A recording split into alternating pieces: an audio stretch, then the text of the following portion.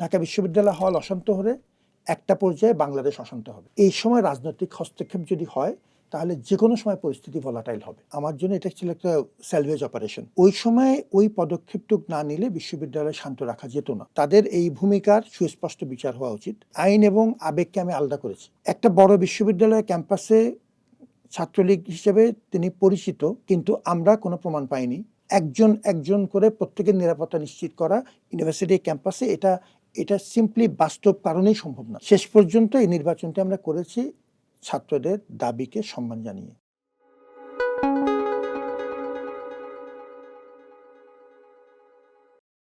রাজনীতির পরই যে বিষয়টি নিয়ে বেশি আলোচনা, শিক্ষা। বাংলাদেশের শিক্ষার হালচাল, বিশেষ করে ঢাকা বিশ্ববিদ্যালয়ের শিক্ষা আমরা কতটা এগোতে পেরেছি, কতটা পারিনি। নতুন সরকার দায়িত্ব নিয়েছেন, এই প্রেক্ষাপটে আমরা কথা বলবো ঢাকা বিশ্ববিদ্যালয়ের উপাচার্য এবং ইন্ডিপেন্ডেন্ট ইউনিভার্সিটির সাবেক উপাচার্য ডক্টর নিয়াজ আহমদ খানের সঙ্গে। ডক্টর নিয়াজ আহমদ খান, চর্চায় আপনাকে স্বাগত। ধন্যবাদ। যেখানে দেখা যাচ্ছে যে পদ রাখার জন্যে মানুষ নানাভাবে চেষ্টা করেন, তৎপরতা চালান, আপনি আগাম ঘোষণা দিয়েছেন যে আপনি এই পদে থাকতে চান না, ঢাকা বিশ্ববিদ্যালয়ের উপাচার্য পদে। কেন? প্রথমত আমি দায়িত্বটা নিয়েছিলাম একটা ক্রান্তিকালীন এবং আপৎকালীন পরিস্থিতিতে। সম্পূর্ণ অচল ছিল বিশ্ববিদ্যালয় এবং আমি আমাদের অভ্যুত্থান পরবর্তী পরিস্থিতিতে ছাত্রদের অনুরোধে এই দায়িত্বটুকু নিয়েছিলাম। এখন পরিস্থিতির অনেকটুকু উন্নতি হয়েছে। তাই আমি মনে করেছি যে এটা একটা দায়িত্বই ছিল আমার জন্য, একটা আমানত। এটিটা আমার মূল কাজ না, এটি আমার চাকুরিও না। অতএব আমি এখন আমার মূল কাজ শিক্ষকতায় ফেরত যেতে চাই। কিন্তু আপনি কোনো সরকার পরিবর্তন বা নির্বাচন হওয়ার পর আপনি কোনো শঙ্কাবোধ করছেন, কোনো ভয় কাজ করছে যে আপনি কাজটি ঠিকমতো করতে পারবেন না বা করার ক্ষেত্রে বাধা পাবেন, এরকম কোনো চিন্তা থেকে আপনি কি চলে যাওয়ার আমার সিদ্ধান্ত নিয়েছেন? এই অব্যাহতির সিদ্ধান্তটার সাথে এর আসলে সম্পর্ক নেই। এটা যে সরকারই আসুক, আমি আগেই ঘোষণাটা দিয়েছিলাম যে পরিস্থিতি যেহেতু মোটামুটি প্রত্যেক সূচকে, যদি ৩টা সূচকের কথাই বলি, যে এখন ক্যাম্পাস মোটামুটি শান্ত আছে, বড় মাপের কোনো সংঘাত নেই। দ্বিতীয়ত আমরা আন্তর্জাতিক র্যাঙ্কিংয়ে ক্রমাগত উন্নতি করছি এবং তৃতীয়ত আমাদের গণতান্ত্রিক প্রতিষ্ঠানগুলো ডাকসু সহ বেশ কিছু প্রতিষ্ঠান এখন সংহত অবস্থায় আছে। এই পরিস্থিতি একটি ভালো সময়। আমি ভেবেছি যে রাজনৈতিক সরকারগুলো তারা তাদের মতো করে যদি প্রশাসন গুছিয়ে নিতে চান সেই সুযোগটু করে দিতে চাই, কিন্তু আমি স্ট্যান্ড বাই থাকবো। তাদের যদি প্রয়োজন হয় আমি যে কোনো সময় সহযোগিতা করব। না, একটি বিশ্ববিদ্যালয়, বাংলাদেশের সবচেয়ে প্রাচীন বিশ্ববিদ্যালয়ের উপাচার্য পদটি অত্যন্ত গুরুত্বপূর্ণ। সেটি আপনার জন্য নয়, এই বিশ্ববিদ্যালয়ের শিক্ষক শিক্ষার্থী শিক্ষার জন্যে। আর সেক্ষেত্রে আপনি এরকম একটি ক্রান্তিকালে, আপনি বলছেন ক্রান্তিকালে আপনি এসেছেন, কিন্তু ক্রান্তিকালটা চলে গেছে, এটা আমরা এখনও মনে করছি না, কিন্তু তারপরও আপনি ঘোষণা দিয়েছেন যে থাকবেন না। আর তাতে তো এই শিক্ষার যে ধারাক্রম বা কার্যক্রমে একটা ছেদ ঘটবে বলে অনেকেই মনে করেন। প্রথম কথা হচ্ছে যে আমার অনেক শুভাকাঙ্ক্ষী আমাকে এটি বলেছেন যে এটা কন্টিনিউ করবার জন্য, এবং আমি in all fairness to them আমি ইনফ্যাক্ট ধন্যবাদ জানাতে চাই যে আমাকে আমাদের মাননীয় শিক্ষামন্ত্রী ব্যক্তিগতভাবে অনুরোধ করেছিলেন এটা কন্টিনিউ করার জন্য।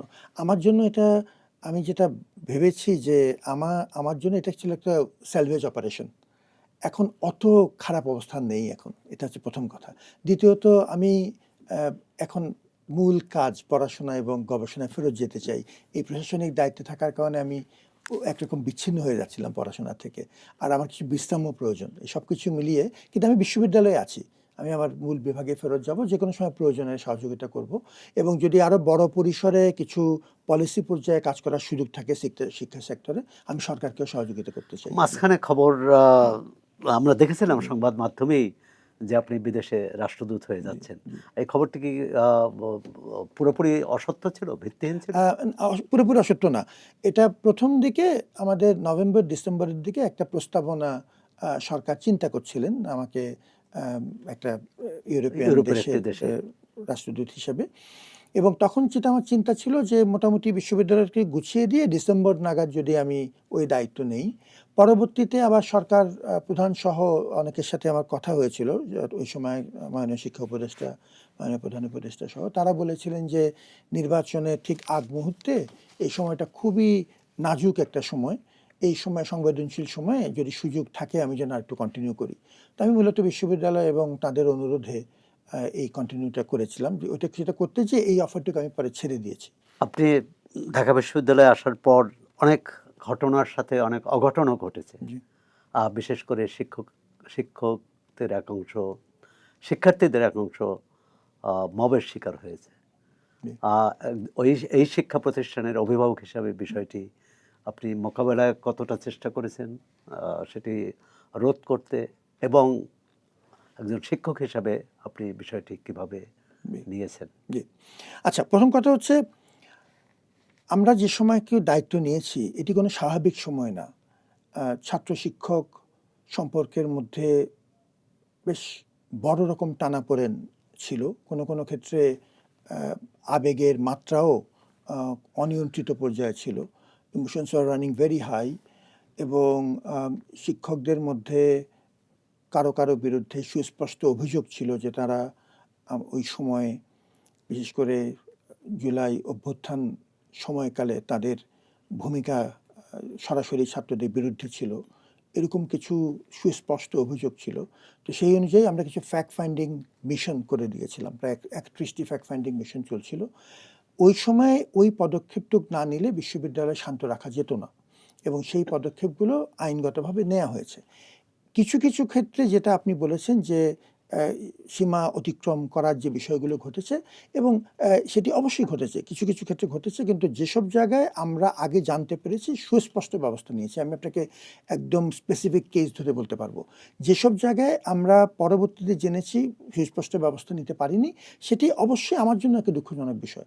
এবং এই যদিও বেশিরভাগ ক্ষেত্রে যারা এই ঘটনার সাথে জড়িত ছিলেন এবং যারা এই ঘটনার ভিকটিম তারা সরাসরি এই অভিযোগ যাদের বিরুদ্ধে আছে তাদের মধ্যেই আছেন এবং তাদের বিরুদ্ধে তখনও কিন্তু তদন্ত চলছিল। যে তদন্ত চলাকালীন সময়ে তাদেরকে বলা হয়েছিল যে প্রশাসনিক এবং একাডেমিক কাজ থেকে সাময়িকভাবে আপনাদেরকে বিরত রাখা হলো এই ইমোশনগুলো কন্ট্রোল করবার জন্যই। তারা কিন্তু ওই সময় যখন এসছেন তখন আমরা বেশিরভাগ ক্ষেত্রে এটি আমরা জানতাম না, বিশ্ববিদ্যালয় প্রশাসন জানা ছিল না। যখন জানতে পেরেছি সাথে ব্যবস্থা নিয়েছি। জি। কিন্তু এটা ওভারঅল আমি এখনো মনে করি যে তাদের এই ভূমিকার সুস্পষ্ট বিচার হওয়া উচিত। যেটা ছাত্রদের একটা দাবি, সে প্রক্রিয়া চলছে। কিন্তু আ স্বাভাবিক বিচার কার্যের বাইরে তারা কোনো রকম অসম্মানিত হোক, এটা আমরা কখনোই চাই না। এবং সেটি যদি যেসব ক্ষেত্রে হয়েছে তার জন্য অবশ্যই আমরা দুঃখিত। জি, অতি সম্প্রতি একজন মানে মাস কয়েক আগে জি, একজন শিক্ষক লাঞ্ছিত হয়েছিলেন জি, একজন শিক্ষার্থীর জি, দ্বারা। এই বিষয়টি আপনার নজরে আসছে নিশ্চয়ই, জি, এবং এ ব্যাপারে বিশ্ববিদ্যালয় কর্তৃপক্ষ কোনো পদক্ষেপ নিয়েছে? জি, পরিষ্কার পদক্ষেপ নিয়েছি। আমরা আ ২ টা ব্যাপার। ১ নম্বর হচ্ছে যে শিক্ষকের বিরুদ্ধে অভিযোগ আছে তার বিরুদ্ধে আ খুব কঠিন রকম অভিযোগ ছাত্রদের আছে এবং সেই অভিযোগগুলোর প্রাথমিক সত্যতাও পাওয়া গেছে এবং এইজন্যই সিন্ডিকেটে তার বিরুদ্ধে পূর্ণ স্কেল তদন্ত চলছে। যে সরাসরি ওই সময়ে অ্যা আ একরকম গণহত্যার প্রক্রিয়ার সাথে যে কিছুটা উস্কানি দেয়া এবং আ এটার প্রক্রিয়াকে পরোক্ষ এবং প্রত্যক্ষ সমর্থন করা ইত্যাদি খুব কঠিন রকম কিছু অভিযোগ আছে। কিন্তু যেহেতু এটি তদন্তর মধ্যে দিয়ে যাচ্ছে, এখন একটি আইনি প্রক্রিয়া আছে, আমি এই বিষয়ে মন্তব্য করছি না। তাকে আমরা সুস্পষ্টভাবে তার সম্মান রক্ষার্থেই আমরা বলেছিলাম যে একাডেমির প্রশাসনিক কাছ থেকে যেহেতু তিনি বাইরে আছেন, তিনি বিশ্ববিদ্যালয়ে আসলে আমাদেরকে জানাবেন। এবং এই ক্ষেত্রে আমরা এরকম কোনো তথ্য পাইনি যে তিনি ওখানে ছিলেন। ছাত্রদের তার বিরুদ্ধে যেটি সুস্পষ্ট অভিযোগ আছে এবং সেই অভিযোগের যেটি বললাম প্রাথমিক সত্যতাও পাওয়া গেছে। এই পরিস্থিতিতে ছাত্রদের মধ্যে একটা দল যারা তাকে দেখেছে এবং এই ক্ষেত্রে আ আ তাদের মধ্যেও যথেষ্ট আবেগতাড়িত হয়েই এই ব্যবস্থাটা হয়েছে। আমরা পরিষ্কারভাবে তাকে কারণ দর্শানো নোটিশ দিয়েছি এবং তা আমাদের সাথে পরবর্তীতে কথা হয়েছে। এর ভিত্তিতে ছাত্রদের যেই অংশটুকু এটার সাথে জড়িত ছিল এবং তাদের এখন ছাত্র প্রতিনিধিরও আছে, প্রতিনিধিদের সাথে নিয়েই এ বিষয়ে আলোচনা হয়েছে। এবং এই জন্য খেয়াল করবেন যে পরবর্তীতে আমরা তার ব্যাপারে আমাদের তরফ থেকে এই ব্যবস্থাগুলি নেওয়ার পরে পরবর্তীতে কিন্তু তিনি ইউনিভার্সিটি কেন্দ্রিক আর কোনো সমস্যার সম্মুখীন হননি। না, কিন্তু এর পরের একজন অংশটা হচ্ছে শিক্ষক যখন শিক্ষার্থী দ্বারা লাঞ্ছিত হয়, জি। তার ছাত্রের হাতে লাঞ্ছিত হয়, জি। সেই বিষয়টি জি। শিক্ষা প্রশাসন বা বিশ্ববিদ্যালয় প্রশাসন কিভাবে আমি তো সেটা দেখছেন? পরিষ্কারভাবে বলেছি। একটা কথা হচ্ছে যে আমরা না, ওই শিক্ষক অন্যায় করলে তার বিরুদ্ধে আইনানুগ ব্যবস্থা সেটা নিবে, চলছে। তার জি, চাকরিচ্যুতও হতে পারেন, জি, জি। তিনি সেই চাকরিচ্যুতও প্রক্রিয়া হতে চলছে। পারেন। জি, কিন্তু ওই যে শিক্ষার্থী তাকে লাঞ্ছিত জি, করলেন, জি। আমি তার সেটা বলছি, বিরুদ্ধে তার বিরুদ্ধে অবস্থান নেওয়া হয়েছে। That's what I am saying. যে এটাই স্পেসিফিকলি যে আমরা তার এই বিষয়টা নিয়ে আগে আমাদের ছাত্র প্রতিনিধিদের সাথে আলাপ হয়েছে, প্রশাসনের সাথে আলাপ হয়েছে, কারণ দর্শার নোটিশ দেওয়া হয়েছে এবং সেটা এখন সিন্ডিকেটে আছে। মানে ওই জি, জি, ওই অবশ্যই, ছাত্রের অবশ্যই। বিরুদ্ধেও জি, কারণ দর্শানোর নোটিশ দেওয়া হয়েছে। পরিষ্কার, পরিষ্কার। এবং তিনি সেটা সিন্ডিকেটে আমাদের পুরো প্রক্রিয়াটা শেষ করতে ৬টা স্টেপ লাগে। এটা অলরেডি ৩টে স্টেপ অতিক্রম করেছে। আপনার ওই শিক্ষক সহ, সম্ভবত ওই শিক্ষক সহ জি। ৪ জন শিক্ষক, যাদের মধ্যে ঢাকা বিশ্ববিদ্যালয়ের শিক্ষক সমিতির সাধারণ সম্পাদক ও সভাপতিও আছেন, তাদের বিরুদ্ধেও একটা ব্যবস্থা নেওয়ার বোধহয় সিন্ডিকেটে আপনারা সুপারিশ করেছেন। আমরা যেটা করছি এটা আইনি প্রক্রিয়ার মধ্যে দিয়ে যাচ্ছে। এটা অনেকদিন ধরে আইনি প্রক্রিয়ার মধ্যে দিয়ে যাচ্ছে। কিন্তু অভিযোগ যেগুলো গুরুতর, আমরা যাতে পূর্ণ সুযোগ যেন তারা পান আত্মপক্ষ সমর্থনের, সেজন্য যেটা করা হয়েছে যে তাদের একজন প্রতিনিধি কমিটিতে রাখবার জন্য তাদেরকে আহ্বান জানানো হয়েছে যে তারা একজন, ইচ্ছা করলে তারা একজন পুরোদস্তুর আইনজীবীও দিতে পারেন কমিটিতে। ওভাবেই দেওয়া হয়েছে। এই জন্য প্রক্রিয়াটা স্লো। কারণ আইনি যে রিকোয়ারমেন্টটা, আমরা আইনি রিকোয়ারমেন্টে কোনো ব্যত্যয় ঘটাচ্ছি না, যাতে আত্মপক্ষ সমর্থনের সুযোগ কোনোভাবে তারা বঞ্চিত না হন। এবং তাদেরকে সরাসরি ডেকে কথা বলা হয়েছে। কমিটি তাদের সাথে মোর দেন ওয়ান্স বসেছে। এখন যে তদন্ত কমিটি চলছে, তদন্ত কমিটিও কিন্তু এই পুরো প্রক্রিয়াটা ধীরে ধীরে করছে। তাতে আমাদের সময় লাগছে এবং আমরা সম্পূর্ণ ইন্ডিপেন্ডেন্ট লয়ারদেরকে দিয়েছি, যারা প্যানেলভুক্ত লয়ার। তারা ঢাকা বিশ্ববিদ্যালয়ের স্টাফ না। সুতরাং আমরা চেষ্টা করছি যে আইনি প্রক্রিয়াতে একদম স্বচ্ছতা রাখতে, তাদের যাতে কোনো রকম তাদের উপর যেন কোনো রকম এই আত্মপক্ষ সমর্থনের সুযোগের কোনো ঘাটতি যেন না থাকে। ২৪শে জুলাই গণ অভ্যুত্থানের আগে এখানে ছাত্রলীগের দৌরাত্ম্য ছিল এবং তারা ছাত্রলীগের নেতৃত্ব নানাভাবে সাধারণ শিক্ষার্থীদের উপর অত্যাচার করেছেন এবং সেই ছাত্র সংগঠনটি আইনত এখন নিষিদ্ধ। কিন্তু ওই সংগঠনের সাধারণ কর্মী যারা, এমনকি যারা বাধ্য হয়ে হলে থাকার জন্যে বা নানাভাবে ছাত্র ওই সংগঠনের সাথে যুক্ত ছিল, এরকম অনেক নিরীহ শিক্ষার্থীও ৫ আগস্টের পর শিক্ষাঙ্গনে আসতে পারেনি। মানে তাদের বিষয়ে ওই বিশ্ববিদ্যালয়ের উপাচার্য হিসাবে আপনি কোনো ব্যবস্থা নিয়েছেন কিনা, তাদের অভয়দের বা তাদের শ্রেণীকক্ষে ফিরিয়ে আনার ব্যাপারে? বা এরকম সংখ্যাটা কত?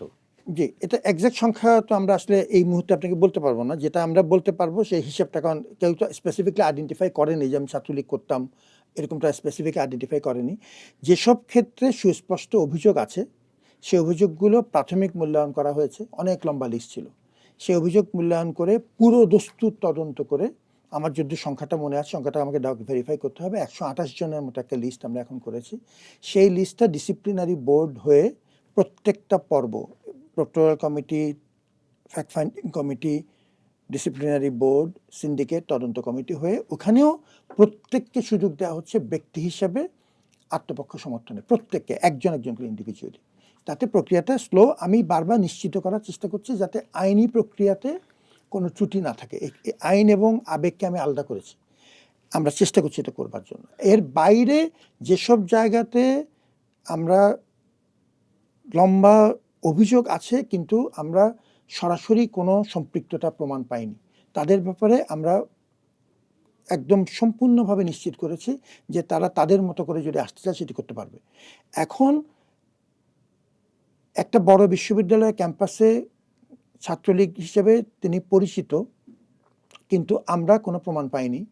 তিনি আসার পর যদি কোনো এই ক্ষেত্রে তাকে নিরাপত্তার যদি কোনো ত্রুটি হয়ে থাকে, জেনারেল লেভেলে নিরাপত্তা তো একটা কালেকটিভ দায়িত্ব, আমাদের তো লোকবল অতটুক নেই এবং আমাদের সার্বিকভাবে প্রত্যেককে নিরাপত্তা দেওয়ার মতো ঢাকা বিশ্ববিদ্যালয়ের প্রশাসনের এককভাবে এটা করার বিষয় না, এবং এটা আমরা কখনোই পারবো না।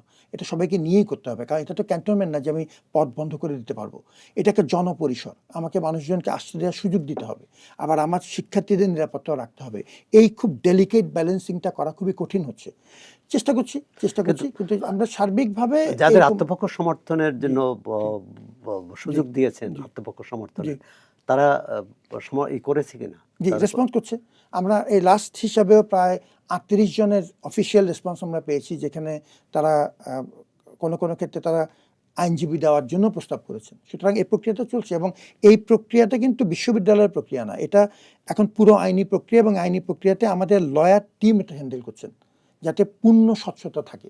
এবং সমস্ত ডকুমেন্টেশন আমরা দিচ্ছি, পত্রিকাতে বিজ্ঞাপন দিয়ে দিচ্ছি যে আপনাদের ডাকা হচ্ছে, এখানে আসুন, একদম সিস্টেমেটিক বিজ্ঞাপনের মাধ্যমে। 5 আগস্টের পর কতজন শিক্ষার্থী আপনার বিশ্ববিদ্যালয়ে কতজন শিক্ষার্থী শ্রেণীকক্ষের ফিরতে পারেনি, এর কোনো হিসাব আছে? এর কোনো এক্সাক্ট হিসাব আমাকে এখন দেখে বলতে হবে। এটা আমরা শিক্ষার্থী ফিরতে পারিনি বলতে আমরা বিভাগ থেকে কোনো সরাসরি অভিযোগ পাইনি। আচ্ছা, বিভাগ থেকে পাননি, কিন্তু বিভাগে আপনি হিসাব চেয়েছেন কিনা যে বিভাগ? ওটা তো আমাদের পরীক্ষার জন্যই দেখতে হয়। এখন আমি আপনাকে আরো একটা ব্যাপার বলি, যারা কোনো না কোনো সময় বৈষম্যের শিকার হয়ে তারা পড়াশোনা চালিয়ে নিতে পারেননি, আমরা একটা বিশেষ বিধান তৈরি করেছি, যেটা আগে ছিল না। একটা বিশেষ বিধান তৈরি করেছি, এটা সিন্ডিকেট কর্তৃক এখন অ্যাপ্রুভড, এটা ডিনস কমিটি হয়ে গেছে। আমাদের যে রেজিস্ট্রেশনের বার যেটা ছিল সাধারণত 4 থেকে 5 বছরের যে বারটা, সেই বারটা যদি কেউ প্রমাণ করতে পারেন যে তার প্রতি একটা নির্দিষ্ট নিবর্তনমূলক পরিস্থিতির কারণে, যে পরিস্থিতির উপর তার নিয়ন্ত্রণ ছিল না, তিনি কোনো কারণে পড়াশোনা চালিয়ে নিতে পারেননি, আমরা একটা নতুন নিয়ম করেছি যেটা সিন্ডিকেটে অ্যাপ্রুভ হয়েছে, যে তারা যে কোনো সময় অ্যাপ্লাই করলে যদি তিনি প্রমাণ করতে পারেন, আমাদের একটা ইন্ডিপেন্ডেন্ট কমিটি আছে, তাহলে তাকে পড়াশোনার সুযোগ দেওয়া হবে। আমরা 16 বছর আগের শিক্ষার্থী যিনি পড়াশোনা শেষ করতে পারেননি, 16 বছর আগের কেসকেও আমরা অ্যালাউ করেছি। তাতে আমাদের অনেক অসুবিধা হচ্ছে, আমাদের নতুন সিলেবাস এসছে, সিলেবাস মিলানো কঠিন হচ্ছে, পরীক্ষা পদ্ধতি পরিবর্তন হয়েছে।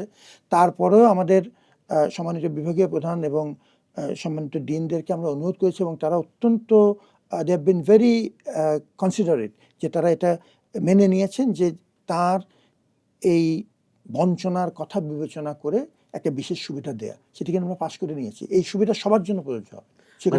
5 আগস্টের পরে যারা ক্যাম্পাসে আসতে পারেনি তাদের জন্য, অর্থাৎ ভুক্তভোগী মাত্রই। জি, ভুক্তভোগী, এটা একটা জেনারেল আইন আমরা তৈরি করেছি, এটা সিনেটে হয়ে গেলে আইন হয়ে যাবে। আইনটা কি আপনি আসার পর হয়েছে? জি, এটা করেছি শুধুমাত্র এই সুবিধা দেওয়ার জন্য, কারণ আমার পক্ষে এই সীমিত সংখ্যক লোক নিয়ে একজন করে প্রত্যেকের নিরাপত্তা নিশ্চিত করা ইউনিভার্সিটি ক্যাম্পাসে, এটা সিম্পলি বাস্তব কারণেই সম্ভব না। এই জন্য এই আইনটা করা থাকলে কারো অসুবিধা হলে তিনি যেন আইনের আশ্রয় নিতে পারেন, ইউনিভার্সিটির মাধ্যমে সিস্টেমের মধ্যেই করা আছে আইনটা। জি, নতুন করেছেন। ওসমান হাদির হত্যার পর তার অনুসারীরা অথবা ঢাকা বিশ্ববিদ্যালয়ের শিক্ষার্থীদের এবং ডাকসুরও বোধহয় সেখানে ডাকসুরও উদ্যোগী ভূমিকা আছে, তারা ঢাকা বিশ্ববিদ্যালয়ের একটি হলের নাম পরিবর্তন করে দিয়েছে। সেটি কি অবস্থায় আছে? তারা কি কোনো হলের নাম পরিবর্তন করতে পারে? জি, আচ্ছা, প্রথম কথা হচ্ছে হলের নামের পরিবর্তন আগে আমাদের শরীফ ওসমান হাদি বিষয়টা নিয়ে আসি। শরীফ ওসমান হাদির তিনি তো আমাদের ছাত্র, এবং আমাদের তুলনামূলক বিবেচনাতে তার অভ্যুত্থান সময়ে যে তার বড় ভূমিকা, এটাতে শিক্ষার্থীদের মধ্যেও তার একটা ব্যাপক জনপ্রিয়তা ছিল। তো তার মৃত্যুর পরে, এই হত্যাকাণ্ডের পরে, আমরা বিশ্ববিদ্যালয়ের তরফ থেকে আমাদের ছাত্র হিসেবে আমরা এটা যুদ্ধ সম্ভব এটা প্রতিবাদ করা, সোচ্চার একটা ভূমিকা পালন করে সারা দেশের মানুষই করেছে। জি, সেটাই, এবং সারা দেশের মানুষ বলছে তার নামে ঢাকা বিশ্ববিদ্যালয় কর্তৃপক্ষ আরেকটি হলও করতে পারে, নতুন হল। আমি সেটাই বলছি, আমাদের হল বা যে কোনো বড় স্থাপনা, কেন্দ্রীয় স্থাপনার নামকরণের প্রক্রিয়াটা একটু বোঝার ব্যাপার আছে। প্রক্রিয়াটা হচ্ছে যে সংশ্লিষ্ট এলাকা থেকে প্রস্তাবটা আসবে, এবং সেই প্রস্তাব এই ক্ষেত্রে যেমন এটা হল সংসদ কর্তৃক উপস্থাপিত, তারপরে এটা হল প্রশাসন কর্তৃক এন্ডোর্সড, তারপরে এটা ডাকসু কর্তৃক সমর্থিত হয়ে আমাদের সিনিয়র ম্যানেজমেন্ট টিম হয়ে এটা সিন্ডিকেটে যে একটা থ্রেড বেয়ার আলোচনা হয়। এটা চূড়ান্ত কর্তৃপক্ষ হচ্ছে আমাদের সিনেট, এবং সিনেটই এই নামকরণগুলো করতে পারে, এবং সিনেটে সমস্ত ধরনের মানুষের প্রতিনিধিত্ব থাকে। আপনারা জানেন রেজিস্টার্ড গ্র্যাজুয়েট থাকে, আমাদের অ্যালুমিনাইদের প্রতিনিধিত্ব থাকে, শিক্ষক, গবেষক, সাংবাদিক, একটা বড় পরিসরে এটা আলোচনার সুযোগ আছে। এখন যেটা করা হয়েছে যে এটা শুধু একটা না, এরকম দেশের অনেক স্থাপনায় নাম পরিবর্তন হয়েছে। সে একই ধারাবাহিকতায় বেশ কিছু নাম পরিবর্তনের কিছু প্রস্তাব এসছে। সমস্ত প্রস্তাবগুলোর ভালো কি খারাপ কি, প্রস অ্যান্ড কনস দিয়ে একটা বিস্তারিত রিপোর্ট তৈরি করা হয়েছে। সেই পরামর্শ সহ দাবি এবং তার পক্ষের যুক্তি, তার বিপক্ষের যুক্তি সহ পূর্ণ একটি রিপোর্ট আকারে সেটা এখন সিনেটে যাবে। সিনেটে একটা থ্রেড বের আলোচনা হবে। সিনেটে যায়নি না, এখন? এখনো যায়নি। সিনেট তো সিদ্ধান্ত না, চূড়ান্ত সিদ্ধান্ত সিদ্ধান্ত নেওয়ার নেবে, সময়। সিনেট নেবে। আমি ব্যক্তিগতভাবে আমাদের মহান স্বাধীনতা আন্দোলনের প্রত্যেক অগ্রগণ্য সৈনিকদের প্রত্যেককে আমরা ব্যক্তিগত পর্যায়ে সম্মান করি। আপনি দায়িত্ব নেওয়ার পর ঢাকা বিশ্ববিদ্যালয়ের নির্বাচন হয়েছে এবং একটা বেশ কঠিন সময়ের নির্বাচনটি হলো, এবং সম্ভবত অন্তর্বর্তী সরকারের প্রথম নির্বাচন জি, সরকারের সময় ছাত্র সংসদের, এরপরে অন্য 5টি জি। বিশ্ববিদ্যালয় হলো। এটি নিয়ে বিতর্ক হয়েছে, কিন্তু ততটা না। কিন্তু আপনাকে কি কি কঠিন সমস্যার মধ্যে পড়তে হয়েছিল এই নির্বাচন করার ক্ষেত্রে? প্রথম কথা হচ্ছে নির্বাচনটা একান্তই ছাত্রদের দাবির পরিপ্রেক্ষিতে আমরা এই দায়িত্বটুকু নিয়েছিলাম। এটি কোনো শখ করে নেওয়ার বিষয় না। উদয়াস্ত পরিশ্রম করতে হয়েছে, 11 মাস ধরে প্রস্তুতি নিতে হয়েছে, বিভিন্ন অংশীজনদের সাথে আলোচনা করা হয়েছে, 72টি আমরা কনসালটেশন মিটিং এবং ওয়ার্কশপ করেছি। প্রত্যেকের সাথে ছাত্র সংগঠনগুলির ব্যাপক ভূমিকা ছিল। এক্ষেত্রে তারা সহযোগিতা না করলে এর পর্যন্ত আমরা আসতেই পারতাম না। অনেক রকম বাধাও ছিল, সেটি যদি আমরা খুব বেশি আলোচনা নাও করি। অনেক পর্যায় থেকে, অনেক পক্ষ থেকে তীব্র বাধাও ছিল। শেষ পর্যন্ত এই নির্বাচনটি আমরা করেছি ছাত্রদের দাবিকে সম্মান জানিয়ে। এবং 2 নম্বর কারণ সেটি হলো যে এটি আমাদের অভ্যুত্থানের মৌলিক যে স্পিরিট তার সাথে সঙ্গতিপূর্ণ। মত প্রকাশের স্বাধীনতা, অন্যায়ের বিরুদ্ধে রুখে দাঁড়ানো এবং গণতান্ত্রিক প্রক্রিয়াকে যতদূর সম্ভব সহযোগিতা করা, এই 3টি লক্ষ্যের সাথে সরাসরি সঙ্গতিপূর্ণ। এজন্যই নির্বাচনটি করা হয়েছে। এবং নির্বাচন নিয়ে যে তুলনামূলক বিবেচনায় যে প্রোপাগান্ডাটা করার চেষ্টা করা হচ্ছে পিলটি রাজনৈতিক উদ্দেশ্যে, সেটি শুধু একটা কথায় এর আগে বহুবার বলা হয়েছে এগুলো নিয়ে। এই নির্বাচন সবচাইতে পর্যবেক্ষিত নির্বাচন। সাংবাদিকরা প্রত্যেকে নির্বাচনের প্রক্রিয়া ভীষণ নজরদারির নির্বাচন, সর্বমহলের নজরদারি ছিল, সর্বমহলের নজরদারি ছিল, এবং বিভিন্ন পর্যায় থেকে এটিকে মনিটর করা হয়েছে। এবং সেটি দেখেছে আমার সবচেয়ে বড় যেটি সেফগার্ড, সেটি হচ্ছে দুটো। একটি হচ্ছে আমার সাধারণ শিক্ষার্থীরা যদি মনে করতেন যে নির্বাচনে আসলে বড় মাপের কোনো ত্রুটি হয়েছে, তাহলে তারা নিজেরাই রাস্তায় নেমে প্রতিবাদ করতেন। তারা যদি দেখতেন যে তাদের মতো প্রতিফলন হয়নি। 1। 2 নম্বর হচ্ছে সাংবাদিক মহলের একটা ব্যাপক অংশগ্রহণ ছিল। বুথের ভেতরেও তারা ছিলেন, আমাদের পোলিং স্টেশনের ভেতরেও তারা ছিলেন, এবং সেটি আমরা বিশেষ ব্যবস্থায় তাদেরকে রেখেছিলাম। এই ব্যাপকভাবে সাংবাদিক উপস্থিতি এবং মনিটরিংয়ের কারণেই এটা গ্রহণযোগ্যতা পেয়েছে। 2-একটা মানবীয় ত্রুটি, যোগে বিয়োগে ভুল হয়েছে 3টা ক্ষেত্রে। এই 3টাকে আমরা সঙ্গে সঙ্গে আবার চেক করে দিয়েছি এবং ইন্ডিপেন্ডেন্টলি ভেরিফিকেশন করেছি। নীলক্ষেতে ব্যালট পেপার ছাপার একটা অভিযোগ এসেছে। জি, সেটা নিয়ে খুব এটা পরিষ্কার ব্যাখ্যাটাকে বলে দিই। ব্যালট পেপার যেখানেই আমি ছাপাই না কেন, নীলক্ষেতে ছাপাই, টঙ্গীতে ছাপাই, যেখানেই ছাপাই, ব্যালট পেপার ব্যবহারযোগ্য করবার জন্য একটা গুরুত্বপূর্ণ পয়েন্ট তুলেছেন, ধন্যবাদ। এটা এই ইচ্ছা করে এটা ভুলটা বলা উচিত, বলে দেওয়া উচিত, ভেরি উচিত। ইম্পর্টেন্ট। কারণ এটা যেহেতু মূলত রাজনৈতিক কারণে এই প্রোপাগান্ডাটা ছড়ানো হয়, তো পরিষ্কার উত্তর দেওয়া দরকার। রাজনৈতিক যারা করবেন তাদের প্রতি আমার সম্মান, তারা যা করতে চান সেটা করবেন, কিন্তু আমি সাধারণ মানুষকে বলছি এটা। একটা ব্যালট পেপার কার্যকর করবার জন্য 6টা স্টেপ থাকে, 6 স্টেপস। প্রথমত ব্যালট পেপার ছাপানো হয়ে যাওয়ার পরে এটিকে কোডিং করতে হয় মেশিনের সাথে কম্প্যাটেবল করবার জন্য। তারপর এটাকে মেশিনের সাথে মিলিয়ে মেশিন রিডেবল করতে হয়। এটা হচ্ছে 3 নম্বর স্টেপ। 4র্থ স্টেপ হচ্ছে আমাদের নির্বাচন কমিশন প্রতিনিধি এসে প্রত্যেকটা ব্যালট পেপার এক এক করে গুনে দেখেন। গুনে দেখার পরে তারা তাদের মতো করে এটাকে নাম্বারিং করেন।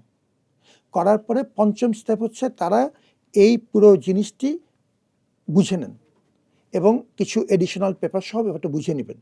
বুঝে নিয়ে আমাদের মূল যে কন্ট্রোল রুম তাতে নিয়ে আসা হয়, প্রেস থেকে কন্ট্রোল রুমে। কন্ট্রোল রুমে আসার পরে কেন্দ্র প্রধানরা আবার সিল এবং সিগনেচার সহ প্রত্যেকটা ক্ষেত্রে তাদের এই কেন্দ্রে এক একটা করে প্যাকেট বুঝে নেবেন। এই 6টা স্টেপ অতিক্রম করার পরেই একটা কাগজ, যেটা ব্যালট পেপার ছাপা কাগজ, এটি ব্যালটে পরিণত হতে 6টা স্টেপ লাগে। এই 6টা স্টেপের কোনোটাই নীলক্ষেতে করা সম্ভব না। আপনি ছাপাতে পারেন, কিন্তু যেখানেই ছাপান না কেন, ছাপানো কেনটা এসছে, কিন্তু এটি মূলত এই 6টা স্টেপ অতিক্রম করলে ব্যবহার হতে হবে। 6টা স্টেপ কেন্দ্রীয়ভাবেই করতে হবে, আলাদা আলাদা করার কোনো সুযোগ নেই। এবং এটা সার্বক্ষণিক মনিটরিং করা হচ্ছে। এখানে নির্বাচন কমিশনের সার্বক্ষণিক প্রতিনিধি ছিল। ব্যালটের কথাটা কেন এসছে, এই আমার নীলক্ষেতের ব্যাপারটা, আমরা প্রথম 4টি মেশিন দিয়ে গোনার চিন্তা করছিলাম। 4টি মেশিন দিয়ে গুনলে আমার দেখা গেল যে আমার প্রায় 2 দিন পুরো লেগে যাবে হিসাব করতে। তখন ছাত্রদের ধৈর্যচ্যুতি হতে পারে, এবং এটা আমাদের অত্যন্ত আমরা দীর্ঘদিন আকাঙ্ক্ষিত একটি নির্বাচন। আমি কোনো স্বচ্ছতায় কোনো বিতর্ক যেতে চাচ্ছি না। সেজন্য আমাদের যদিও অর্থের খুব কঠিন সীমাবদ্ধতা ছিল, তারপরেও নতুনভাবে আমরা সিদ্ধান্ত নিলাম যে আমরা মেশিনের পরিমাণ বাড়িয়ে দেবো যাতে দ্রুত গণনা করা যায়। আরও 4টি মেশিন যোগ করা হয়েছে। সেই নতুন 4টি মেশিন আনার কারণে একটা প্রেস থেকে আমার পক্ষে তখন ওই কাগজগুলো আর ওই সাপ্লাই দেওয়া কঠিন হয়ে যাচ্ছিল। নতুন মেশিনের জন্য তারা আরেকটা প্রেসে গিয়েছে। এই তথ্যটা আমি জানতে পেরেছি তার পরের দিন, এই জন্য এই গ্যাপটা হয়েছে রাত্রেবেলা। কিন্তু ওটার সাথে ওই নতুন করে তারা নীলক্ষেতে নতুন 4টা মেশিনের জন্য কিছু ডকুমেন্ট, কিছু ব্যালট ছাপানো হয়েছিল, যেগুলো এনে মূল ব্যালটের সাথে আবার পরে যোগ করা হয়েছে। কিন্তু ব্যালট ব্যবহারযোগ্য করার যে 6টা স্টেপ, তার সাথে ছাপানোর কোনো সম্পর্ক নেই। দেখ, আমরা এই অভিযোগ উঠেছে, কিন্তু অভিযোগটা আবার যথাযথ ব্যাখ্যাও দেওয়া হয়েছে। ডাকসুর নির্বাচন হয়ে গেল এবং নির্বাচিত সংসদ, যার সভাপতি আপনি, এই নির্বাচনের পর ডাকসুর সঙ্গে বিশ্ববিদ্যালয় প্রশাসনের বিভিন্ন ক্ষেত্রে একটা দ্বন্দ্ব লক্ষ্য করা যায়, এবং সেক্ষেত্রে ডাকসুর, আপনি বাদে, আপনি তো প্রশাসনের নির্বাচিত প্রতিনিধিরা, তারা অনেক ক্ষেত্রে যেটি তাদের কাজ নয় সেটিও ক্যাম্পাসে করার চেষ্টা করেছে। এই ধরনের এই বিষয়ে আপনার যদি আপনার দৃষ্টি আকর্ষণ।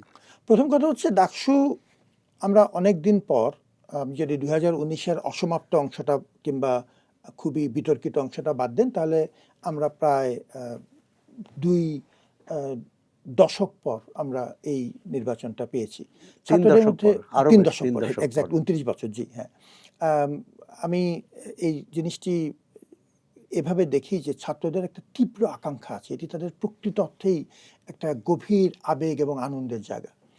তাতে কোনো কোনো ক্ষেত্রে তারা ব্যাপক পরিসরে কাজ করতে চায়, দু একটা ক্ষেত্রে তারা ওভারস্টেপিং করেছে, এবং তাদেরকে ডেকে আমরা বলেছি, সাথে সাথে সাবধানও করেছি। কিন্তু তারা এমন কিছু কাজ ডাকসুর মাধ্যমে হয়েছে, এবং অন্যান্য ছাত্র সংগঠনগুলো এর সাথে যোগ দিয়েছে, কোনো কোনো ক্ষেত্রে আমাদের অন্যান্য ক্লাবগুলো যোগ দিয়েছে। ডাকসু কিন্তু একা কাজ করেনি, হল সংসদ, ডাকসু, তাদের সাথে অন্যান্য ক্লাবগুলো যোগ দিয়েছে। ব্যাপক পরিসরে উন্নয়ন কাজ করেছে। আপনি আমাদের মেডিকেল সেন্টারের সংস্কার, আমাদের অনেকগুলো ক্ষেত্রে আমাদের এই পরিষ্কার পরিচ্ছন্নতা কার্যক্রম, ব্যাপক পরিসরে গাছ লাগানো, পরিবেশের আমরা একটা আলাদা পুরস্কার পেয়েছি, যে আমরা যেহেতু ওই যে আগুন দিয়ে আমাদের জঞ্জাল পোড়ানোর যে প্রক্রিয়া, সেটি বন্ধ করা হয়েছে এখন। বাজি পটকা ফুটিয়ে পাখির নিধনের চেষ্টা করা, এগুলো মোটামুটি এখন সহনীয় পর্যায়ে নেমে এসছে। আমরা পরিবেশ মন্ত্রণালয় কর্তৃক একটি পুরস্কারও পেয়েছি এই স্বীকৃতি হিসাবে। আমি জাস্ট এই উদাহরণগুলো আপনাকে একটু বললাম এই কারণে, যে ডাকসুর মাধ্যমে ব্যাপক হারে জনকল্যাণমূলক কাজ হয়েছে, এবং তার সাথে অন্যরা যোগ দিয়েছে। সেটি এই ব্যাপক পরিসরে করতে যে কোনো কোনো ক্ষেত্রে দু একটি ওভারস্টেপিং হয়েছে। এটা মূলত হয়েছে তাদের একরকম জিল, উচ্ছ্বাস থেকে, আবেগ থেকে, উদ্দীপনা থেকে। এবং যে ক্ষেত্রে অতিক্রম হয়েছে, আমি অবশ্যই সেটা মনে করি যে যেখানে ওভারস্টেপ হয়েছে তার জন্য আমরা অবশ্যই দুঃখিত, এবং সেটা ডাকসু যদিও করেছে, কিন্তু সেখানে হকার বসতো, সাধারণ দোকানদার, তাদেরকে পিটিয়ে উঠিয়ে দেওয়া, তাদেরকে কান ধরে উঠবস করানো, মানে এটা খুবই লজ্জাজনক। এটাকে ব্যাখ্যার বিষয় আছে, আমি একটু ব্যাখ্যা দিতে চাই। প্রথম কথা হচ্ছে, আপনি যে ঘটনাটার কথা বললেন, যে আমাদের কিছু শিশু কিশোরদের কান ধরে উঠবস ইত্যাদি, এটার জন্য সরাসরি ব্যবস্থা নিয়েছি আমরা। তদন্ত কমিটি হয়েছে, শোকজ করা হয়েছে, এটা ডিসিপ্লিনারি বোর্ড হয়ে শাস্তিমূলক ব্যবস্থা হচ্ছে, পরিষ্কার, ডান। কিন্তু এটা আপনাকে বুঝতে হবে, যেটা বাস্তবতাটা হচ্ছে, যে আমি একটি জনপরিসরে আমার এখানে অনিয়ন্ত্রিত মানুষ ঢোকার চেষ্টা করছে, তাদেরকে আমরা স্বাগতম জানাচ্ছি। ঢাকা বিশ্ববিদ্যালয় জাতির বিশ্ববিদ্যালয়, আমরা চাই মানুষ আসুক, কিন্তু আমি আমার শিক্ষার্থীদের নিরাপত্তা আমাকে নিশ্চিত করতে হবে। এবং আমার সাকুল্যে মানুষ হচ্ছে 18 জন, 18 জন মানুষ দিয়ে প্রক্টোরাল টিমের কেন্দ্রীয় টিমে হচ্ছে 18 জন মানুষ। এরপরে কিছু মাস্টার রোলে সামান্য আরও 2 জন বেশি আছে, কিন্তু মূল মানুষ হচ্ছে 18 জন। 18 জন দিয়ে আমি 600 একর জমি রক্ষা করার চেষ্টা করছি। এই বাস্তবতাতে আমার কিছু কোনো ক্ষেত্রে ছাত্রদের সহযোগিতা প্রয়োজন হচ্ছে, এবং কোনো ক্ষেত্রে ছাত্ররা নিজেরা উদ্যোগ নিয়েও এসছে। এই ক্ষেত্রে ওভারস্টেপিং হলে এটা অ্যাকশন নেওয়া হচ্ছে, সঙ্গে সঙ্গে স্টেপ নেওয়া হচ্ছে, কিন্তু এই বাস্তবতাটাও বুঝতে হবে, এদের কারো উদ্দেশ্য খারাপ না। আচ্ছা, আমরাও সেটা শুনলাম। একটা হচ্ছে যে আপনি একটা কঠিন সময়ে বিশ্ববিদ্যালয়ের দায়িত্ব নিয়েছেন, এবং এই সময়ে এবং আপনার সঙ্গে আরও যারা সহযোগী, দুই সহ উপাচার্য এবং অন্যান্য প্রশাসনের অন্যান্য পদাধিকারী, তাদের সহযোগিতা কতটা পেয়েছেন, অসহযোগিতা কতটা পেয়েছেন? যে বিষয়গুলো আমরা বললাম, বড় মাপে কিছু অর্জনের কথা বললাম, এগুলো কোনোটাই আমার এককভাবে করার কোনো সুযোগই নেই। এগুলি সবগুলি কালেক্টিভ স্পট। আমি তাদের প্রতি গভীরভাবে কৃতজ্ঞ। মাত্রাগত পার্থক্য আছে, কারো কাছ থেকে বেশি পেয়েছি, কারো কাছ থেকে তুলনামূলকভাবে কম পেয়েছি, কিন্তু অসহযোগিতা পাননি। কিন্তু আমি ব্যক্তিগতভাবে মনে করি যে তাদের অনেকের রাজনৈতিক বিশ্বাসের বিষয় আছে। তারা কোনো ক্ষেত্রে সরাসরি রাজনৈতিক চর্চা করা মানুষ, তাদের অনেক ক্ষেত্রে ইচ্ছা করলেও হয়তো যতটুকু আমাকে সহযোগিতা করার প্রয়োজন সেটি হয়তো করতে পারেননি, কিন্তু বড় মাপে আমার প্রতি তাদের একটা সহমর্মিতা ছিল, এবং তাদের আমি সেটা কৃতজ্ঞ। তাদের রাজনীতির চর্চা এবং আপনার রাজনীতির চর্চার মধ্যে ফারাক কি? জি, ফারাক হচ্ছে যে আমাদের তো মানুষ হিসাবে আমরা প্রত্যেকেরই আমাদের একরকম একটা বিশ্বাস থাকতে পারে, একটা আদর্শ থাকতে পারে, সেটি নিয়ে কোনো বিতর্ক নেই। কিন্তু আমি ব্যক্তিগতভাবে মনে করি যে শিক্ষকরা সম্পূর্ণভাবে দলীয় রাজনৈতিক চর্চার আসলে সুযোগ নেই। এটা কেন নেই? আমি একজন শিক্ষক, আমার সার্ভিসটা, শিক্ষকতা অ্যাজ এ সার্ভিস, এই সার্ভিসটা আমাকে ইউনিভার্সালি দিতে হবে। আমি তো এটা বলতে পারবো না যে আপনি অমুক ধর্মের কিংবা অমুক রাজনৈতিক বিশ্বাসের দেখে আমি ভাই আপনাকে পড়াতে পারবো না। I cannot say that. এই সার্ভিসটা বেসিক্যালি ইউনিভার্সাল সার্ভিস। এখন আমি এমন কিছু করতে পারি না যে মানে যেমন একজন ডাক্তারের ক্ষেত্রে। জি, এক্স্যাক্টলি, ডাক্তারের ক্ষেত্রে আমি এমন কিছু করতে পারি না যখন আমার এই রাজনৈতিক বিশ্বাস কিংবা আমার দলীয় বিশ্বাসের কারণে আমার এই সার্ভিসের সার্বজনীনতা ব্যাহত হচ্ছে। এটা আমি করতে পারি না। এই জন্য শিক্ষকদের পক্ষে সরাসরি একদম অ্যাক্টিভ দলীয় দলীয় রাজনীতি। রাজনীতিতে প্রবেশ করার ক্ষেত্রে আমি ব্যক্তিগতভাবে একমত না। তা আপনি এবং এরকম এই কাজটি আমি করিনি অস্বস্তিকর কোনো সময়। পরিস্থিতিতে পড়েছেন, পরিবেশে? কোনো ক্ষেত্রে পড়েছি, কিন্তু আমি যে কারণে কৃতজ্ঞ তাদের প্রতি, যে এরকম একটা নাজুক সময়েও তারা তাদের দলীয় রাজনীতির বাইরে এসেও আমার প্রতি তারা কিন্তু ব্যক্তি হিসেবে একটা সহমর্মিতা দেখিয়েছেন। আদারওয়াইজ আমার পক্ষে এই কঠিন সময় অতিক্রম করা সম্ভব ছিল না। আমি তাদের প্রতি কিন্তু গড়ে পরিবর্তিত রাজনৈতিক পরিস্থিতিতে এই পরিবেশটা থাকবে না বা সহযোগিতা পাবেন না বলেই কি আপনি চলে যাওয়ার সিদ্ধান্ত নিচ্ছেন? এটা সম্পূর্ণভাবে এটা আসলে এই ক্ষেত্রে আমার এই বিবেচনাটা কিন্তু একান্তই ব্যক্তিগত।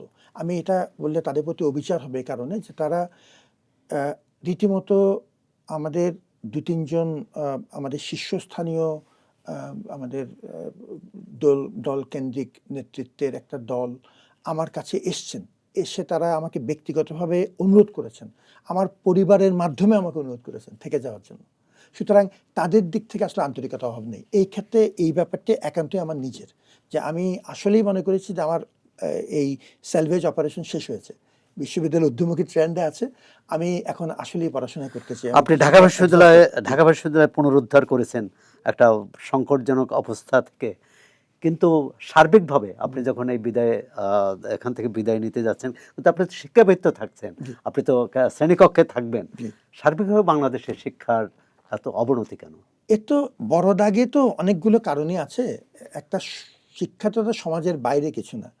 তো সেই হিসাবে আমরা তো আর বিচ্ছিন্ন দ্বীপ না বিশ্ববিদ্যালয়গুলো। এর একটা বৃহত্তর সামাজিক চুক্তি দরকার আমাদের এই শিক্ষা ব্যবস্থাটা নিয়ে। এটি যদি খুব ছোট কিছু উদাহরণ চিন্তা করি, ক্যাম্পাস কেন্দ্রিক আমাদের নানা বিপর্যয়ের একটা প্রধান কারণ হচ্ছে এই আমাদের দলীয় সংকীর্ণ, কোনো ক্ষেত্রে সরাসরি বিপজ্জনক এবং লেজুর ভিত্তিক রাজনীতির যে কুপ্রভাব, এটি একটা প্রধান কারণ। এখন এটা থামানোর জন্য বা এটিকে নিয়ন্ত্রণে রাখার জন্য সামাজিক চুক্তি লাগবে আমার। তাদেরকে বাদ দিয়ে আমি করতে পারবো না। এবং এই যে ছোট্ট একটা উদাহরণ দিলাম, এই একটা জিনিস ঠিক করতে পারলে আমার অনেক জিনিস ঠিক হয়। ফান্ডিং আপনাকে জোগাড় করতে হবে মূলত সমাজের কাছ থেকে।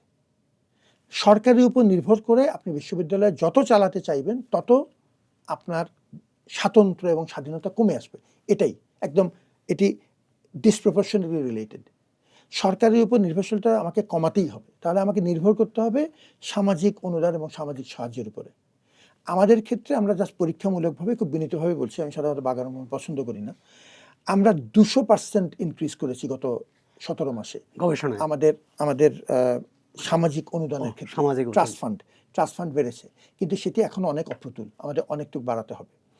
সমাজের সাথে আমাদের এই কর্পোরেট ইন্ডাস্ট্রি, কর্পোরেট রিলেশনশিপটা, একাডেমি কর্পোরেট রিলেশনশিপ অনেকটুকু আগের থেকে বেড়েছে। এই মুহূর্তে 31টি নতুন প্রকল্প চলছে মূলত ইন্ডাস্ট্রির সহযোগিতায়।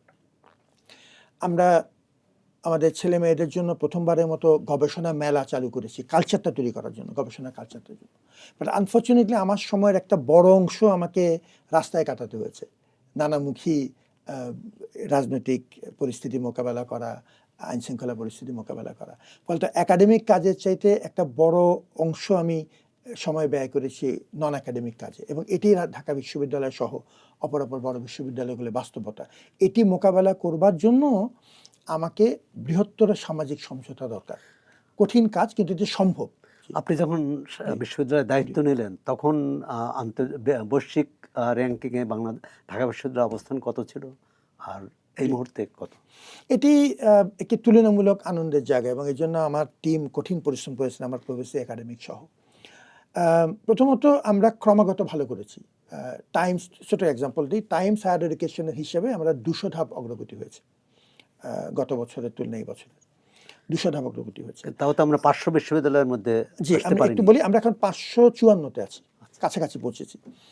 এটা হচ্ছে একটা বিষয়। এটা হচ্ছে আমরা কিউএস র্যাঙ্কিং বলি, কিউরেন ইনস্ট্রুমেন্টস র্যাঙ্কিংয়ে। আমাদের যেটি সবচেয়ে আনন্দের বিষয়, সেটি আপনি আনন্দিত হবেন, কারণ এটা জাতির বিশ্ববিদ্যালয়, দেশের বিশ্ববিদ্যালয়। আমাদের 35 জন গবেষক পৃথিবীর 2% সায়েন্টিস্ট লিস্ট, যেটি মূলত এলসেভিয়ার বলে একটি ডাচ কোম্পানি তৈরি করে, নেদারল্যান্ড ভিত্তিক, এবং এটি স্ট্যানফোর্ড বিশ্ববিদ্যালয়ের অফিসিয়াল লিস্টিং। স্ট্যানফোর্ড বিশ্ববিদ্যালয় এবং এলসেভিয়ার মিলে এই লিস্টিংটা তৈরি করে।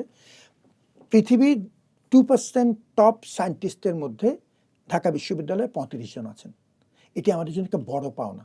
আমরা এখন যে কাজটি করছি, আমরা প্রায় 400 শিক্ষকের, গবেষকের একটা লিস্ট আমাদের কাছে ইনফর্মালি আছে। তাদেরকে আমরা প্রমোট করার চেষ্টা করছি বিভিন্নভাবে, দলমতের নির্বিশেষে চেষ্টা করছি। তাদের লেখাগুলো ছাপিয়ে দেওয়ার খরচটা দেয়া, ন্যূনতম গবেষণা কাজে সহযোগিতা করা যদ্দূর সম্ভব। আমরা নিয়মিত করেছি এখন গবেষণা ট্রেনিংগুলোকে বাধ্যতামূলক করেছি ইয়াঙ্গার গ্রুপের জন্য, একদম বাধ্যতামূলক। কেউ যদি নতুন লেকচারার জয়েন করেন, তাহলে তাকে গবেষণা বিষয়ক এবং প্যাডাগজি বিষয়ক ট্রেনিং নিতেই হবে। আইকিউএসসিকে আমরা শক্তিশালী করেছি, ইনস্টিটিউট কোয়ালিটি অ্যাসুরেন্স সেল। কিছু ছোটো ছোটো পদক্ষেপ নেওয়ার কারণে আন্তর্জাতিক কোলাবোরেশনের মাত্রা বেড়েছে। বিদেশি ছাত্রের সংখ্যা আমাদের এখন 87% ইনক্রিজ করেছে। এই জাস্ট আমি এটা আপনাকে 17 মাসের হিসাব দিচ্ছি, 87% ইনক্রিজের বিদেশি ছাত্রের সংখ্যা। আমরা চাইনিজ ছাত্রদের জন্য একটা আলাদা ব্লক করে দিয়েছি আমাদের ইন্টারন্যাশনাল হলে, জাস্ট তাদেরকে উৎসাহিত করার জন্য, এবং এই সংখ্যাগুলো ধীরে ধীরে বাড়ছে। আমরা এখন টার্গেট করেছি সাউথ এশিয়ান এবং সাব সাহারান আফ্রিকার, এই দুটো মূল টার্গেট আমাদের, যে বিদেশি ছাত্রের সংখ্যা বাড়ানো। আমি সেটা রিয়েলিস্টিক টার্গেট দিয়ে পরিমাণটা বাড়ানোর চেষ্টা করছি, যাতে এই বিদেশি ছাত্র যত আসবে তত আমার আন্তর্জাতিকরণ হবে। আন্তর্জাতিকীকরণ হলে আমার র্যাঙ্কিংয়ে এটা বড় একটা প্রভাব আছে। কিছু পদক্ষেপ আমরা নিয়েছি, কিছু অসমাপ্ত অবস্থায় আছে, এগুলি যেন ধরে রাখা যায়। আমার খুব বিনীত অনুরোধ আপনার মাধ্যমে দেশবাসীর কাছে, এটা দেশের বিশ্ববিদ্যালয়, 3টা জিনিস আমার বড় চ্যালেঞ্জ আমি চলে যাওয়ার আগে যেটি বলে যেতে চাই, যাতে আপনার সবার সহযোগিতা চালু থাকে। একটা হচ্ছে আমরা যে বড় মাপের প্রকল্পটা এনেছি, 2841 কোটি টাকা, স্মরণকালের সবচেয়ে বড় প্রকল্প, 13টি নতুন হল এটাতে ধরে দেওয়া আছে। আমাদের আবাসন সমস্যা আর থাকবে না এখন, অন্তত শর্ট টার্মে আর থাকবে না আগামী 2-3 থেকে 3 বছরের মধ্যে। অনেকগুলো ল্যাবরেটরি ধরা আছে, অনেকগুলো একাডেমিক বিল্ডিং ধরা আছে। রাজনৈতিক প্রভাব মুক্ত থেকে, কিংবা অন্তত নিয়ন্ত্রিত মাত্রায় রেখে এই প্রকল্পটা বাস্তবায়ন করা প্রধান চ্যালেঞ্জ। দ্বিতীয় চ্যালেঞ্জ, হলগুলো শান্ত অবস্থায় আছে। ঢাকা বিশ্ববিদ্যালয় হল অশান্ত হলে একটা পর্যায়ে বাংলাদেশ অশান্ত হবে। এটি শুধু ঢাকা বিশ্ববিদ্যালয়ের বিষয় না। হলগুলো এই শান্ত অবস্থায় থাকার একটা প্রধান কারণ হচ্ছে হলের সংসদগুলো এবং হল প্রশাসন মিলিয়ে একটা পার্টিসিপেটরি পদ্ধতিতে হলটা চালাচ্ছে। এই সময় রাজনৈতিক হস্তক্ষেপ যদি হয় তাহলে যে কোনো সময় পরিস্থিতি ভোলাটাইল হবে। তৃতীয়ত, আমরা র্যাঙ্কিং সহ গবেষণার কালচারে তৈরি করা যে একটু একটু করে ছোট ছোট কিছু পদক্ষেপ নিয়েছি, সেটিকে সংহত করা এবং ধীরে ধীরে বাড়ানোর চেষ্টা করা। আমরা অনেক জিনিস চেষ্টা করেছি, পুরোপুরি পারিনি, অনেক ব্যর্থতাও আছে। যেগুলো ভালো ফল দিয়েছে এবং যেগুলোতে ব্যর্থ হয়েছে, এটাকে মিলিয়ে যেন আমরা ধীরে ধীরে স্কেল আপ করতে পারি। এই তিনটা কাজ আমাদের ইমিডিয়েট চ্যালেঞ্জ। এই তিনটা দেশের জন্য প্রয়োজন। এটি যদি আমরা ঠিকমতো করতে পারি তাহলে অন্য বিশ্ববিদ্যালয়গুলোর জন্য একটা উদাহরণ তৈরি হবে। এবং আমরা চাই পাবলিক প্রাইভেটে কোনো পার্থক্য না রাখতে। আমরা চাই কেন্দ্রীয় বিশ্ববিদ্যালয়, রিজিওনাল বিশ্ববিদ্যালয় কোনো পার্থক্য না থাকতে। আমি চাই পটুয়াখালী বিশ্ববিদ্যালয় আমার সাথে আসুক, আমি চাই বেসরকারি বিশ্ববিদ্যালয়গুলো আমার সাথে আসুক। এসে আমরা সবাই মিলে এই কমন এই তিনটা জিনিসকে কেন্দ্র করে এগুই এবং তাতে সেক্টরাল উন্নতি হবে। আপনি কি একক অভিন্ন ভর্তি প্রক্রিয়ায় রাজি হবেন? এটা নির্ভর করবে আমার ওভারঅল পরিস্থিতির উপরে। আমার দিক থেকে ছাত্র এবং অভিভাবকদের জীবনকে একটু সহজ করবার জন্য যদি কিছু করণীয় থাকে আমি এটা অবশ্যই বিবেচনা করব। কিন্তু এটার জন্য আমাদের ইন্টারনাল যে স্বকীয়তা, আবার এর সাথে অভিভাবকদের সুবিধা, এর একটা সমন্বয় দরকার। এটি অবশ্যই আলোচনার বিষয়। জি, আপনার সময় অনেকগুলো ঢাকা বিশ্ববিদ্যালয়ে এক হচ্ছে যে শিক্ষার পরিবেশটি ফিরে এসেছে, এটি একটি অনেকগুলো ভালো কাজ প্রকল্পের কথা বললেন। আবার কিছু কিছু অভিযোগও আছে, বিশেষ করে নিয়োগের ক্ষেত্রে, আর সেখানে স্বজনপ্রীতির অভিযোগ উঠেছে এটি এবং পত্রিকায়ও এসেছে। আর সেটার ব্যাপারে আপনার ব্যাখ্যা কি? প্রথম কথা হচ্ছে আমাদের সময় নিয়োগের সংখ্যা আমরা ন্যূনতম রেখেছি, মিনিমাম। সাকুল্যে আমার যতদূর মনে আছে, if my memory doesn't fail me, আমাদের 64 কিংবা 69টি আমাদের এই পর্যন্ত নিয়োগ হয়েছে মানে শিক্ষক। দুটো ক্ষেত্রে অভিযোগ এসছে। আমরা সিলেকশন বোর্ডের এই সুপারিশ স্থগিত করে পূর্ণ স্কেলে সিন্ডিকেট, যেটা আমাদের হায়েস্ট বডি, সিন্ডিকেট কর্তৃক নিযুক্ত তদন্ত হয়েছে এবং দুটাতেই রেকটিফাই করা হয়েছে। আপনি যেটা বলছেন এর বাইরে কোনো অভিযোগ থাকলে আমাকে জানান।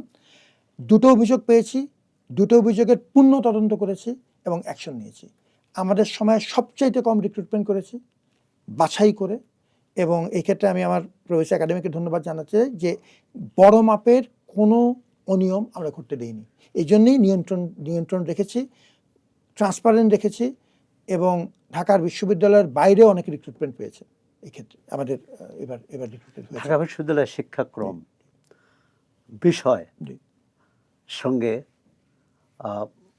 বাইরের যে চাহিদা, কর্মবাজারের যে চাহিদার একটা বিরাট অসামঞ্জস্য আছে, একটা পার্থক্য আছে। এটি কমানোর ক্ষেত্রে আপনি যেহেতু কি বলে অর্থনীতি নিয়েই গবেষণা করেছেন, কাজ করেছেন, এটাই আপনার আরাধ্য। আর সেক্ষেত্রে কি করণীয় বলে মনে করেন?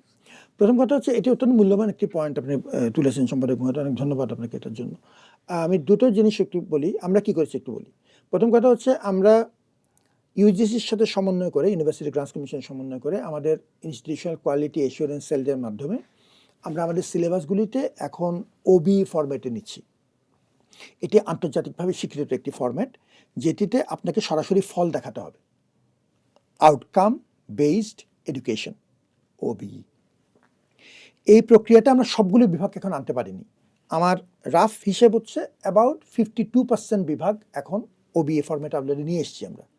ওবি হলে আপনাকে বাজারমুখী প্রোডাক্ট তৈরি করতে হলে আপনাকে ওবি এর মাধ্যমে যেতে হবে। সেই প্রাথমিক পদক্ষেপ আমরা নিয়েছি। যেটা একটু আগে উল্লেখ করছিলাম, একাডেমি ইন্ডাস্ট্রি কোলাবোরেশনের আওতায় মাপ বেড়েছে। আমরা এই মুহূর্তে 30টির উপরে প্রকল্প আমরা চালু করছি। এগুলো প্রত্যেকটা ধীরে ধীরে ফল দেবে, একটু সময় লাগবে, কিন্তু এই ব্যাপারে আমরা সচেতন আছি। আপনি যেটা বলেছেন যে সিলেবাসকে আপডেট করতে না পারলে আমরা আন্তর্জাতিক এবং জাতীয় বাজারের সাথে তাল মিলিয়ে চলা কঠিন হবে, এটা সত্যি। এবং সেই জন্য আমরা খুব উঠে পড়ে একটা চেষ্টা করছি যে, এবং আমরা কিছু কিছু বিভাগে পরীক্ষামূলকভাবে, আমি আমার বিভাগের কথাই যদি বলি, উন্নয়ন অধ্যয়ন বিভাগে আমরা এখন যেটি করেছি যে আমাদের প্রত্যেকটি মাস্টার্স প্রোগ্রামে 2টো করে লেকচার আমরা রেখে দিচ্ছি প্র্যাকটিশনারদের জন্য। যেমন আপনি একজন প্রথিতযশা সাংবাদিক, আমার ডেভেলপমেন্ট কমিউনিকেশন কোর্স আছে, ডেভেলপমেন্ট কমিউনিকেশন কোর্সে আমি আপনাকে ইনভাইট করলাম যে আপনার এই প্র্যাকটিসিং অভিজ্ঞতা এবং ইনসাইট যেটি অমূল্য, সেটি আমার শিক্ষার্থীদের সাথে আপনি শেয়ার করবেন। এবং আমরা এখন সিলেবাস কমিটিতে বাধ্যতামূলক করে দিচ্ছি যে প্র্যাকটিশনারদের প্রতিনিধিত্ব থাকতে হবে, যে সাবজেক্টের সিলেবাস প্র্যাকটিশনারদের প্রতিনিধিত্ব থাকতে হবে। বেশ কিছু পদক্ষেপ নিয়েছি ছোট পরিসরে। বিশ্ববিদ্যালয়ের উপাচার্য হিসাবে জি। আপনি উপরের কোনো খবরদারি, উপরের কোনো হস্তক্ষেপ পেয়েছেন কিনা, বিশেষ করে ইউজিসি এবং শিক্ষা মন্ত্রণালয়? দুটো ব্যাপার। এক হচ্ছে ঢাকা বিশ্ববিদ্যালয়কে আপনি যদি জাতির বিশ্ববিদ্যালয়ে ধরে নেন, তাহলে আপনাকে সমাজের সাথে যত সম্পর্ক শক্তিশালী হবে, ততই আপনি আপনার স্বকীয়তা বজিয়ে রাখতে পারবেন। প্রথম কথা। ব্যক্তি হিসেবে দু একটা কথা বলি। প্রথম কথা হচ্ছে, আমি সবসময় এটাকে একটা স্যালভেজ অপারেশন মনে করেছি। আমি এটা কোনো সময় চাকরি মনে করিনি। খুব বিনীতভাবে বলছি কথাটা। এবং আমি মনে করেছি ছাত্ররা একটা ব্যবস্থা, একটা বিশেষ পরিস্থিতিতে আমাকে এনেছিলেন। আল্লাহ আমাকে একটা সুযোগ দিয়েছেন, আমি যতদূর পারি চেষ্টা করলাম। অতএব আমি আসলে ওই অর্থে, যেহেতু আমার পিছুটান কম ছিল, তুলনামূলকভাবে আমার মেরুদণ্ড শক্ত রাখার সুযোগ আমার বেশি ছিল, এটা সত্যি কথা। আরেকটা হচ্ছে, ইন্টারিম সরকারের সাথে আমার, অনেকের সাথে আমার ব্যক্তিগত সম্পর্ক যেহেতু তুলনামূলকভাবে অনেক পুরানো এবং নিবিড়, তাদের সাথে আমার মাননীয় শিক্ষা উপদেষ্টা কিংবা মাননীয় প্রধান উপদেষ্টা, তাদের সাথে আমাদের দীর্ঘদিনের প্রশাসনিক এবং ব্যক্তিগত পরিচয়টা আছেই। সুতরাং তাদের ক্ষেত্রে আসলেই তারা কোনো রকম ইন্টারফেয়ার আমাকে করেননি এবং আমি অনেক স্বাধীনভাবে কাজ করেছি। মাননীয় স্বরাষ্ট্র উপদেষ্টা সহ এদের অকুণ্ঠ সমর্থন পেয়েছি। যে কোনো সময় আমার পরিষ্কার মনে আছে, রাত 3:20 7 কলেজ নিয়ে একটা আন্দোলন চলছে, আমি ফোন করেছি প্রধান উপদেষ্টাকে, আমি মাননীয় স্বরাষ্ট্র উপদেষ্টাকে ফোন করেছি রাতে 2টার দিকে, এবং তাদের একজন সরাসরি ওদিনই ভোরবেলা ইউনিভার্সিটির এসে আমার পাশে দাঁড়িয়েছেন। সুতরাং আমি ব্যাপক সহযোগিতা পেয়েছি এবং এটি ব্যক্তিত্বের সাথে মাথা উঁচু করে ঢাকা বিশ্ববিদ্যালয়ের কেন্দ্রীয় নেতৃত্বকে সেই ব্যক্তিত্বে প্রমাণ দিতে হবে। আদারওয়াইজ যদি সমাজের সাথে আমরা সম্পর্ক নিবিড় করতে পারি, তাহলেই শুধুমাত্র আমার মেরুদণ্ড শক্ত থাকবে এবং সেই মেরুদণ্ড শক্ত রাখা খুব দরকার। এই ক্ষেত্রে আমরা যেন রাজনৈতিকভাবে কম্প্রোমাইজ না হই, এটি আমার বিনীত অনুরোধ। আমরাও আশা করি যে আমাদের শিক্ষা প্রশাসনের সাথে যারা যুক্ত, তারা রাজনৈতিক হস্তক্ষেপকে মোকাবেলা করেই তাদের স্বাধীন সত্তা বজায় রেখে এবং মেরুদণ্ড সোজা করে শিক্ষার উন্নয়নে যা করণীয় সেটি করবেন। এবং ঢাকা বিশ্ববিদ্যালয়ের যে চিত্র তুলে ধরলেন, উজ্জ্বল চিত্র, সেটি অন্যান্য বিশ্ববিদ্যালয়েও আমরা দেখতে পাবো, এই আশাবাদ রেখে আপনার ডক্টর নিয়াজ আহমেদ খান, আপনাকে অশেষ ধন্যবাদ এবং কৃতজ্ঞতা আমাদের সময় দেওয়ার জন্যে। ধন্যবাদ। জি। এতক্ষণ আমরা কথা বললাম ঢাকা বিশ্ববিদ্যালয়ের উপাচার্য ডক্টর নিয়াজ আহমেদ খানের সঙ্গে। আপনার চর্চার সঙ্গে থাকুন, চর্চা দেখুন, চর্চা পড়ুন।